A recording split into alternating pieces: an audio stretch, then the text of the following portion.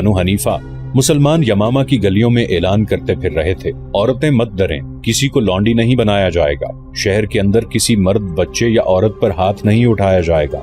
Musaylima फरेबकार था, उसने तुम सबको धोखा देकर तुम्हारे घर उजाड़ दिए हैं। यमामा पर खौफो हिरास और मौत की वीरानी थी। औरतें शहर से बाहर निकलने से डरती थीं। उन्हें मुसलमानों से कोई डर और खदशा नहीं रहा था। वो अपने आदमियों की लाशें देखने से डरती थी। वो शहर की दीवार पर जाकर बाहर का मंजर देखती थी। उन्हें गिद्धों, गीदड़ों और भेड़ियों की खौफनाक आवाजें सुनाई देती थी। ये सब लाशें खा रहे थे। यमामा और गिरदो नवाह के लोगों ने इतनी कत्लो गारत कभी देखी न सुनी थी। ये तो कहर नाजिल हुआ था। घर घर मातम हो रहा था। इस भयानक सूरत हाल में लोग उस गैबी कुव्वत के आगे सजदे करना चाहते थे जिसने उन पर कहर नाजिल किया था। मुसलमानों की फौज में कुरान के हाफिज और कारी भी थे। उन्होंने लोगों को आयात कुरानी सुनाकर बताना शुरू कर दिया था कि उन्हें तबाह करने वाली गैबी ताकत क्या है। मौर्रिख लिखते हैं कि बनु हनीफा के जो आदमी भाग गए थे उनकी तादाद कमोबेश 20,000 थी। वो यूं लापता हुए कि इधर उधर छुप गए थे। मुसलमान उन्हें ढूंढ ढूंढ कर ला रहे थे। वो भी खौफजदा थे। वो नादिम भी थे कि उन्होंने एक झूठे नबी के हाथ पर बैयत की जिसने उन्हें ये कहा था कि उसे खुदा ने ऐसी ताकत दी है कि फतह बनु हनीफा की ही होगी और मुसलमान तबाह हो जाएंगे। उन्हें तबलीग की या इस्लाम के तफसीली तारुफ की जरूरत नहीं थी। उनमें से बेशतर ने अज खुद इस्लाम कबूल कर लिया। मजा बिन मरारा बनु हनीफा की सरदारी में मुसैलमा कज़्ज़ाब का जानशीन था। उसने देखा कि उसका कबीला धड़ाधड़ इस्लाम कबूल करता जा रहा है तो उसे ये इत्मीनान हुआ कि खालिद रज़ियल्लाहु अन्हु के दिल में उसके खिलाफ जो खफगी थी वो निकल गई है। बनु हनीफा के लोग जौक दर जौक खालिद रज़ियल्लाहु अन्हु के पास बैयत के लिए आ रहे थे। खालिद रज़ियल्लाहु अन्हु ने उनमें से चंद एक सरकर्दा अफराद का एक वफ्द तैयार किया और उन्हें खलीफतुल मुस्लिमीन रज़ियल्लाहु अन्हु के हाथ पर बैयत के लिए मदीना भेज दिया। खालिद रज़ियल्लाहु अन्हु को ये जंग बहुत महंगी पड़ी थी। कदीम तहरीरों और दीगर जराए से पता चलता है कि खालिद रज़ियल्लाहु अन्हु को इतने बड़े लश्कर पर फतह हासिल करने की तवक्को कम ही थी। उन्होंने ये अल्लाह के भरोसे और अपनी जंगी काबिलियत के बलबूते पे लड़ी थी।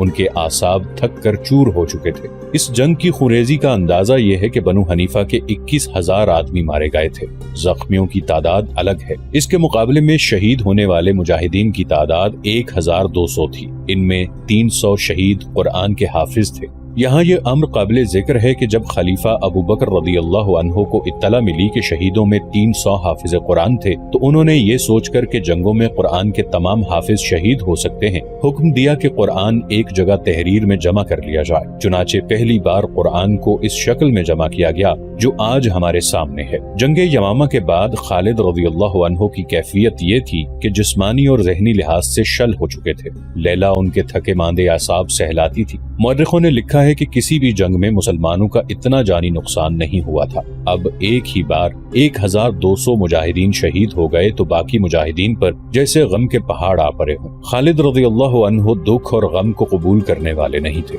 अगर वो मरने वालों का मातम करने बैठ जाते या दिल पर गम तारी कर लेते तो सिपा सालारी न कर सकते। उन्हें आगे चलकर इराक और शाम फतह करना था। उन्हें इर्तदाद को कुचलकर इस्लाम को दूर दूर तक फैलाना था। इसलिए वो अपने आप को रंजो अलम से आजाद रखते थे। वलीद के बेटे लैला ने खालिद रज़ियल्लाहु अन्हु से कहा, मैं तुम्हें इस अजीम फतह पर एक तोहफा देना चाहती हूँ, क्या अल्लाह की खुशनुदी काफी नहीं? खालिद रज़ियल्लाहु अन्हु ने कहा, वो तो तुम्हें मिल ही गई है। लैला ने कहा, तुम अल्लाह की तलवार हो, मैं इस दुनिया की बात कर रही हूँ, तुम बहुत थक गए हो, तोहफा क्या है? खालिद रज़ियल्लाहु अन्हु ने पूछा। मजा बिन मरारा की बेटी। लैला ने कहा, तुमने उसे देखा नहीं? मैं उसके घर गई थी, बहुत खूबसूरत लड़की है, यमामा का हीरा है, वो तुम्हें चाहती भी है। कहती है कि खालिद अजीम इंसान है जिसने हम पर फतह पाकर भी ऐलान किया कि किसी औरत को लौंडी नहीं बनाया जाएगा, हालांकि उसे यमामा की औरतों ने धोखा दिया था। उस दौर में अरबों के यहाँ सौकन का तसव्वुर नहीं था। खालिद रज़ियल्लाहु अन्हु ने मजा बिन मरारा से कहा कि वो उसकी बेटी के साथ शादी करना चाहते हैं। मौर्रिखों ने लिखा कि मजा इतना हैरान हुआ जैसे उसने कुछ गलत सुना हो। क्या कहा तूने वलीद के बेटे? मजा ने पूछा। मैं तुम्हारी बेटी के साथ शादी करना चाहता हूँ। खालिद रज़ियल्लाहु अन्हु ने अपनी बात दोहराई। क्या खलीफा अबू बकर हम दोनों से खफा न होंगे? मजा ने कहा। मजा के सही अल्फाज ये थे कि क्या खलीफा हम दोनों की कमर न तोड़ डालेंगे? खालिद रज़ियल्लाहु अन्हु इसी बात पर इसरार करते रहे कि वो मजा की बेटी के साथ शादी करेंगे। आखिर उन्होंने उस हसीन और जवान लड़की को अपने अक़द में ले लिया। ये खबर मदीना पहुंची तो खलीफतुल मुस्लिमीन अबू बकर सिद्दीक रज़ियल्लाहु अन्हु ने खालिद को खत लिखा। ओ वलीद के बेटे, तुम्हें क्या हो गया है? شادیاں کرتے پھرتے ہو، تمہارے خیمے کے باہر 1200 مسلمانوں کا خون بہہ گیا ہے، تم نے شہیدوں کا خون بھی خشک نہیں ہونے دیا۔ یہ عمر بن خطاب کی کارستانی ہے۔ خالد رضی اللہ عنہ نے یہ خط پڑھ کر زیر لب کہا۔ یاد رہے کہ یہ عظیم صحابہ رضی اللہ عنہم کی آپس کی گفتگو ہے جس کا سب کچھ اللہ اور رسول صلی اللہ علیہ وآلہ وسلم پر نثار تھا۔ بعض ناعاقبت اندیش منظر پس منظر جانے بغیر ان سے بدگمانیاں پیدا کرنے کی کوشش کرتے ہیں۔ ان کی رفتوں کے ادراک کے لیے رگوں میں حلال خون کا ہونا شرط اول ہے۔ یہ معاملہ سرزنش کے خط پر ہی ختم ہو گیا۔ خلیفہ ابو بکر رضی اللہ عنہ نے خالد رضی اللہ عنہ کو یہ پیغام بھی بھیجا کہ وہ یمامہ کے علاقے میں رہیں اور اگلے حکم کا انتظار کریں۔ خالد رضی اللہ عنہ مجاعہ کی بیٹی اور لیلہ کو ساتھ لے کر یمامہ کے قریب وادی وبر میں جا خیمہ زن ہوئے۔ 2 ماہ بعد انہیں اگلا حکم ملا۔ فروری 633 عیسوی کے پہلے ہفتے بمطابق ذیقعدہ 11 ہجری کے آخری ہفتے کے ایک دن خلیفہ ابو بکر صدیق رضی اللہ عنہ سے ملنے ایک شخص آیا جس نے اپنا نام مثنی بن حارثہ شیبانی بتایا تھا۔ خلیفہ رضی اللہ عنہ کے لیے اور اہل مدینہ کے لیے وہ ایک غیر اہم بلکہ گمنام آدمی تھا۔ اگر ایسا شخص کسی بادشاہ کے دربار میں جاتا تو اسے وہاں سے نکال دیا جاتا، لیکن ابو بکر رضی اللہ عنہ کسی اقلیم کے بادشاہ نہیں بلکہ شہنشاہ دو جہاں کے خلیفہ تھے جن کے دروازے ہر کسی کے لیے کھلے رہتے تھے۔ یہ شخص جب خلیفہ ابو بکر صدیق رضی اللہ عنہ کے پاس آیا اس وقت اس کے چہرے پر تھکن اور شب بیداری کی گہری پرچھائیاں تھیں، کپڑوں پر گرد تھی اور وہ قدرتی روانی سے بول بھی نہیں سکتا تھا۔ کیا مجھے کوئی یہ بتا سکتا ہے کہ یہ اجنبی مہمان کون ہے؟ امیر المؤمنین ابو بکر رضی اللہ عنہ نے پوچھا۔ یہ شخص جس نے اپنا نام مثنی بن حارثہ بتایا ہے یہ معمولی آدمی نہیں، قیس بن عاصم المنقری نے جواب دیا۔ امیر المؤمنین، اس کے یہاں آنے میں کوئی فریب نہیں۔ شہرت اور عزت جو اس نے پائی ہے وہ اللہ ہر کسی کو عطا کرے۔ ہرمز جو عراق میں فارس کا سالار ہے اور جس کی فوج کی دھاک بیٹھی ہوئی ہے، مثنی بن حارثہ کا نام سن کے سوچ میں پڑ جاتا ہے۔ امیر المؤمنین، کسی اور نے کہا، آپ کا اجنبی مہمان بحرین کے قبیلہ بکر بن بائل کا معزز فرد ہے۔ یہ اسلام قبول کرنے والے ان لوگوں میں سے ہے جنہوں نے کفر اور ارتداد کی آندھیوں میں اسلام کی شمع روشن رکھی ہے، اور اس نے ہمارے سالار علا بن حضرمی کے ساتھ مل کر عراق کی سرحد کے علاقوں میں مرتدین کے خلاف لڑائیاں لڑی ہیں۔ امیر المؤمنین رضی اللہ عنہ کا چہرہ چمک اٹھا۔ اب انہوں نے مثنی بن حارثہ کو بدلی ہوئی نگاہوں سے دیکھا۔ ان کے ذہن میں عربی مسلمانوں کے وہ قبائل آ گئے جو ایرانیوں کے محکوم تھے۔ یہ عراق کے علاقے میں آباد تھے۔ یہ تھے بنو لخم، تغلب، ایاد، نمبر اور بنو شیبان۔ ایک روایت کے مطابق یہ وہ عربی باشندے تھے جنہیں پہلی جنگوں میں ایرانی جنگی قیدی بنا کر لے گئے اور انہیں دجلہ اور فرات کے ڈیلٹا کے دلدلی علاقے میں آباد کر دیا۔ ان قبائل نے ایرانیوں کا غلام ہوتے ہوئے بھی اپنے عقیدوں کو اپنے وطن کے ساتھ وابستہ رکھا۔ عرب میں اسلام کو فروغ ملا تو انہوں نے بھی اسلام کو قبول کر لیا۔ عراق سے سجا جیسے چند آدمی نبوت کے دعوے کرتے گئے تو ان محکوم عربوں نے اس ارتداد کے خلاف محاذ بنا لیا۔ ادھر مسلمان ایک ایسی جنگی طاقت بن چکے تھے جن کے سامنے مرتدین اور کفار کے متحدہ لشکر بھی جم نہ سکے۔ میدان جنگ سے ہٹ کر مسلمان جو عقیدہ پیش کرتے تھے وہ دلوں میں اتر جاتا تھا۔ اس طرح سے مسلمان عسکری اور نظریاتی لحاظ سے چھاتے جا رہے تھے، لیکن ابھی وہ آتش پرست ایرانیوں کے خلاف ٹکر لینے کے قابل نہیں ہوئے تھے۔ ایران اس وقت کی بہت بڑی طاقتور بادشاہی تھی جس کے طول و عرض کا حساب نہ تھا۔ اس بادشاہی کی فوج تعداد اور ہتھیاروں کے لحاظ سے بہت طاقتور تھی۔ صرف رومی تھے جنہوں نے ان سے جنگیں لڑیں اور انہیں کچھ کمزور کر دیا تھا۔ اس کے باوجود خلیفہ ابو بکر رضی اللہ عنہ ایران کی بادشاہی میں رسول اللہ صلی اللہ علیہ وآلہ وسلم کا پیغام پہنچانے کا تہیہ کیے ہوئے تھے۔ ایرانی نہ صرف یہ کہ اسلام کو قبول کرنے پر تیار نہ تھے بلکہ وہ اسلام کا مذاق اڑاتے تھے۔ اگر مسلمانوں کا کوئی ایلچی ان کے کسی علاقے کے امیر کے دربار میں چلا جاتا تو وہ اس کی بے عزتی کرتے اور بعض کو قید میں ڈال دیا کرتے تھے۔ حکومتوں اور حکمرانوں کے انداز اور خیالات اپنے ہی ہوتے ہیں، ان کے سوچنے کے انداز بھی مصلحت اور حالات کے تابع ہوتے ہیں، لیکن عوام کی سوچیں ان کے جذبوں کے زیر اثر ہوتی ہیں، اور ملک و ملت کی خاطر عوام آگ اگلتے پہاڑوں کے خلاف بھی سینہ سپر ہو جاتے ہیں۔ اس دور میں عراق ایران کی بادشاہی کا ایک صوبہ تھا۔ اس کا امیر یا حاکم ہرمز تھا جو اس دور میں مانا ہوا جنگجو اور نڈر جنگی قائد تھا۔ ظالم اور بدتینت اتنا کہ اس کے علاقے کے لوگ کسی کے خلاف بات کرتے تو کہتے تھے کہ وہ تو ہرمز سے بھی بڑھ کر کمینہ اور بد فطرت ہے۔ اس کے ظلم و ستم کا زیادہ تر شکار مسلمان تھے جو دجلہ اور فرات کے سنگم کے علاقے میں رہتے تھے۔ ان کے خلاف ہرمز کو یہی ایک دشمنی تھی کہ وہ اسلام کے پیروکار ہیں۔ کسی ایرانی کے ہاتھوں کسی مسلمان کا قتل ہو جانا اور کسی مسلمان عورت کا اغوا کوئی جرم نہیں تھا۔ ہندوؤں کی طرح ایرانی مسلمانوں کو تکلیف پہنچا کر کسی بہانے ان کے گھروں کو لوٹ کر اور جلا کر خوشی محسوس کرتے تھے۔ مسلمان خوف و ہراس میں زندگی گزار رہے تھے۔ مسلمان جس علاقے میں آباد تھے اس کی زمین سونا اگلتی تھی۔ اناج اور پھلوں کی پیداوار کے لیے وہ علاقہ بڑا ہی زرخیز تھا۔ یہ علاقہ جو کم و بیش 300 میل لمبا تھا، زرخیزی اور شادابی کے علاوہ قدرتی مناظر کی وجہ سے حسین خطہ تھا۔ حاکم عیش و عشرت کے لیے اسی علاقے میں آتے اور کچھ دن گزار کر جاتے تھے۔ اس زرخیز اور شاداب علاقے میں مسلمانوں کو آباد کرنے کا یہ مقصد نہیں تھا کہ وہ کھیتی باڑی کریں اور خوشحال رہیں، بلکہ انہیں یہاں مزاروں کی حیثیت سے رکھا گیا تھا۔ وہ زمین کا سینہ چیر کر شبانہ روز محنت اور مشقت سے اناج اور پھل اگاتے، مگر اس میں سے انہیں اتنا ہی حصہ ملتا جو انہیں محض زندہ رکھنے کے لیے کافی ہوتا تھا۔ زمین کی اگلی ہوئی تمام دولت حاکموں کے گھروں میں اور ایرانی فوج کے پاس چلی جاتی تھی۔ مسلمان مزاروں کے لیے غربت اور ایرانیوں کی نفرت رہ جاتی تھی۔ مسلمان اپنی جوان بیٹیوں کو گھروں میں چھپا کر رکھتے تھے۔ کسی ایرانی فوجی کو کوئی مسلمان لڑکی اچھی لگتی تو وہ کسی نہ کسی بہانے یا اس کے گھر والوں پر کوئی الزام عائد کر کے اسے اپنے ساتھ لے جاتا تھا۔ ایرانی فوجی کسی بہانے کے بغیر بھی مسلمان لڑکیوں کو اپنے ساتھ زبردستی لے جا سکتے تھے، لیکن غلامی اور مظلومیت کے باوجود مسلمانوں میں غیرت کا جذبہ موجود تھا۔ پہل زبردستی اغوا کی وارداتیں ہوئیں تو مسلمانوں نے 2-3 فوجیوں کو قتل کر دیا تھا۔ مسلمانوں کو اس کی سزا تو بڑی ظالمانہ ملی تھی اور انہیں اپنی لڑکیوں کو بچانے کی قیمت بھی بہت دینی پڑی تھی، لیکن زبردستی اغوا کا سلسلہ رک گیا تھا۔ آتش پرست ایرانی اپنے فوجیوں کو سانڈوں کی طرح پالتے تھے۔ ہر سپاہی اس قسم کی زرہ پہنتا تھا کہ سر پر آہنی زنجیروں کے خود اور بازوؤں پر دھات کے خول اس طرح چڑھے ہوتے تھے کہ بازوؤں کی حرکت میں رکاوٹ نہیں ہوتی تھی۔ ان کی ٹانگوں کو بھی بڑے سخت چمڑے یا کسی دھات سے محفوظ کیا ہوتا تھا۔ اسلحہ اتنا کہ ہر سپاہی کے پاس ایک تلوار، ایک برچھی اور ایک گزر ہوتا تھا۔ گزر پر ایرانی سپاہی خاص طور پر فخر کیا کرتے تھے۔ ان ہتھیاروں کے علاوہ ہر سپاہی کے پاس ایک کمان اور ترکش میں 30 تیر ہوتے تھے۔ انہیں عیش و عشرت، کھانے پینے اور لوٹ مار کی کھلی اجازت تھی۔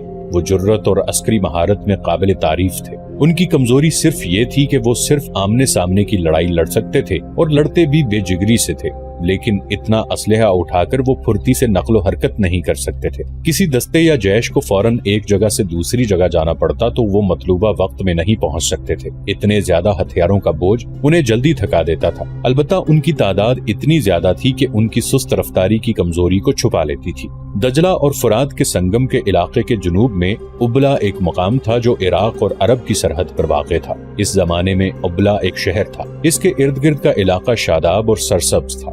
وہاں بڑے خوبصورت جنگل اور ہری بھری پہاڑیاں تھیں۔ یہ تاریخی اہمیت کا علاقہ تھا۔ آج بھی وہاں کھنڈرات بکھرے ہوئے ہیں جو بازبان خاموشی تاریخی کہانیاں سناتے ہیں۔ ہر کہانی عبرتناک ہے۔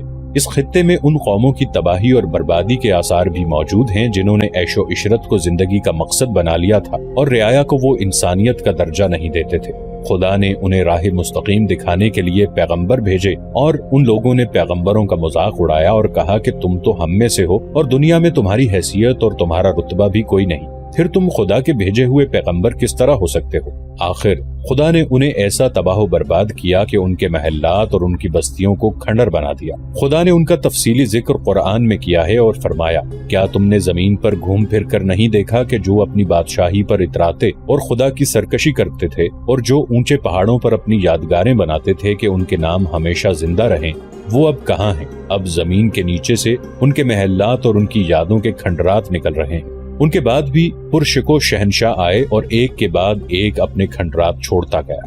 بابل کے کھنڈر بھی آج تک موجود ہیں۔ اس خطے میں اشوری آئے، ساسانی آئے اور اب جب مدینہ میں حضرت ابو بکر صدیق رضی اللہ عنہ امیر المؤمنین تھے، دجلہ اور فرات کے اس حسین اور عبرت انگیز خطے میں ایرانیوں کا طوطی بول رہا تھا، اور یہ آتش پرست قوم پہلی قوموں کی طرح یہی سمجھتی رہی کہ اسے تو زوال آ ہی نہیں سکتا۔ وہ محکوموں کے خدا بنے ہوئے تھے۔ بنت سعود، ایک نوجوان مسلمان لڑکی اپنی سہیلی سے پوچھ رہی تھی، خدام نہیں آیا؟ زہرا بنت سعود کی آنکھوں میں آنسو آ گئے اور اس نے آہ بھر کے منہ پھیر لیا۔ تم کہتی تھی کہ وہ تمہیں دھوکہ نہیں دے گا، سہیلی نے زہرا سے کہا۔ خدا نہ کرے وہ اس بدبخت ایرانی کے ہاتھ چڑھ گیا ہو، خدا نہ کرے، زہرا بنت سعود نے کہا۔ وہ آئے گا، 4 دن گزر گئے ہیں، میں اس ایرانی کے ساتھ نہیں جاؤں گی، موت قبول کر لوں گی، اسے قبول نہیں کروں گی۔ خدام مجھے دھوکہ نہیں دے گا۔ زہرا، سہیلی نے اسے کہا، کیا یہ بہتر نہیں ہوگا کہ تم اس ایرانی کماندار کو قبول کر لو؟ تمہارے خاندان کے لیے بھی یہی بہتر ہوگا۔ یہی ہے نا کہ تمہیں اپنا عقیدہ بدلنا پڑے گا، ساری عمر عیش تو کرو گی نا۔ میں نے جس خدا کو دیکھ لیا ہے اسی کی عبادت کروں گی۔ زہرا نے کہا، آگ خدا نے پیدا کی ہے، آگ خدا نہیں ہو سکتی۔ میں خدا کی موجودگی میں کسی اور کی پرستش کیوں کروں؟ سوچ لو زہرا۔ سہیلی نے کہا، تم اسے قبول نہیں کرو گی تو وہ زبردستی تمہیں اپنے ساتھ لے جا سکتا ہے، اسے کون روک سکتا ہے؟ وہ شاہی فوج کا کماندار ہے، وہ تمہارے خاندان کے بچے کو قید خانے میں بند کرا سکتا ہے۔ ہوں تو میں بھی مسلمان کی بیٹی، میں اللہ کی عبادت کرتی اور اللہ ہی کی قسم کھاتی ہوں، لیکن اللہ نے ہماری کیا مدد کی ہے؟ کیا تمہیں یقین ہے کہ اللہ تمہاری مدد کرے گا؟ اگر اللہ نے میری مدد نہ کی تو میں اپنی جان لے لوں گی۔ زہرا نے کہا، اور اللہ سے کہوں گی کہ یہ لے، اگر میرے وجود میں جان تو نے ڈالی تھی تو واپس لے لے، اور اس کے آنسو بہنے لگے۔ زہرا اپنے جیسے ایک خوبصورت جوان خدام بن اسد کو چاہتی تھی اور خدام اس پر جان نثار کرتا تھا۔ ان کی شادی ہو سکتی تھی، لیکن شمر ایرانی فوج کا ایک کماندار تھا جس کی نظر زہرا بنت سعود پر پڑ گئی تھی۔ اس نے اس لڑکی کے باپ سے کہا تھا کہ وہ اس کی بیٹی کو بڑی آسانی سے گھر سے لے جا سکتا ہے، لیکن ایسا نہیں کرے گا۔ میں تمہاری بیٹی کو مال غنیمت سمجھ کر نہیں لے جاؤں گا، شمر نے کہا تھا۔ اسے 2 گھوڑوں والی اس بگی پر لے جاؤں گا جس پر دلہے اپنی دلہنوں کو لے جایا کرتے ہیں۔ تم لوگوں کو فخر سے بتایا کرو گے کہ تمہاری بیوی ایک ایرانی کماندار کی بیوی ہے۔ لیکن ایرانی کماندار، زہرا کے باپ نے کہا تھا، تمہارا احترام ہم پر لازم ہے، اگر لڑکی تمہاری دلہن بننا چاہے گی تو ہم اسے نہیں روکیں گے۔ تم غلیظ عربی، ایرانی کماندار نے اس نفرت سے جس سے وہ ہر مسلمان سے بات کیا کرتا تھا کہا، تو بیٹیوں کو زندہ دفن کر دینے والی قوم میں سے ہے اور کہتا ہے کہ اپنی شادی کا فیصلہ تیری بیٹی خود کرے گی۔ زرتشت کی قسم، اگر تیری بیٹی نے اپنا ہاتھ میرے ہاتھ میں نہ دیا تو تجھے اور تیری بیٹی کو ان کوٹڑیوں میں بند کر دوں گا جن میں کوڑی بند ہیں، بہت تھوڑی مہلت دوں گا بوڑھے۔ اس کے ساتھ اس کے 3 گھڑ سوار سپاہی تھے، انہوں نے بڑی زور کا قہقہہ لگایا تھا، مدینہ بہت دور ہے بدبخت بوڑھے۔ ایک سپاہی نے اسے دھکا دے کر کہا تھا، تیرا امیر المؤمنین تیری مدد کو نہیں آئے گا۔ زہرا کے باپ کو اور اس کے بھائیوں کو معلوم تھا کہ وہ ایران کے ایک سپاہی کی بھی حکم عدولی نہیں کر سکتے، یہ تو کماندار تھا۔ انہیں یہ بھی معلوم تھا کہ شمر ان کی بیٹی کو اٹھوا بھی سکتا ہے اور وہ کچھ نہیں کر سکے گا، لیکن اس خطے کے مسلمانوں کے دلوں میں آگ کے پجاریوں کی جو نفرت تھی وہ انہیں مجبور کر رہی تھی کہ وہ ان کے غلام ہوتے ہوئے بھی ان کی غلامی قبول نہ کریں، اور اس کا انجام کتنا ہی بھیانک کیوں نہ ہو اسے برداشت کریں۔ انہیں اپنے اللہ پر بھروسہ تھا، زہرا اور خدام کو ملنے سے کوئی نہیں روک سکتا تھا۔ وہ پھلوں کے باغات میں کام کیا کرتے تھے۔ جس روز شمر زہرا کے گھر آیا تھا اس کے اگلے روز زہرا خدام سے ملی اور خوفزدہ لہجے میں خدام کو بتایا کہ ایرانی کماندار کیا دھمکی دے کر گیا ہے۔ ہم یہاں سے بھاگنا چلیں؟ زہرا نے پوچھا۔ نہیں، خدام نے جواب دیا، اگر ہم بھاگ گئے تو یہ بدبخت تمہارے اور میرے خاندان کے بچے کو قتل کر دیں گے۔ پھر کیا ہوگا؟ زہرا نے پوچھا۔ جو خدا کو منظور ہوگا، خدام نے کہا۔ خدا خدا خدا، زہرا نے جھنجھلاتے ہوئے لہجے میں کہا۔ جو خدا ہماری مدد نہیں کر سکتا، زہرا، خدام نے اسے ٹوکتے ہوئے کہا۔ خدا اپنے بندوں کو امتحان میں ڈالا کرتا ہے، بندے خدا کا امتحان نہیں لے سکتے۔ خدام گہری سوچ میں کھو گیا۔ یہ تو ہو نہیں سکتا کہ تم اس آتش پرست شمر کا مقابلہ کرو گے، زہرا نے کہا۔ خدام گہری سوچ میں کھویا رہا۔ سوچتے کیا ہو؟ زہرا نے کہا۔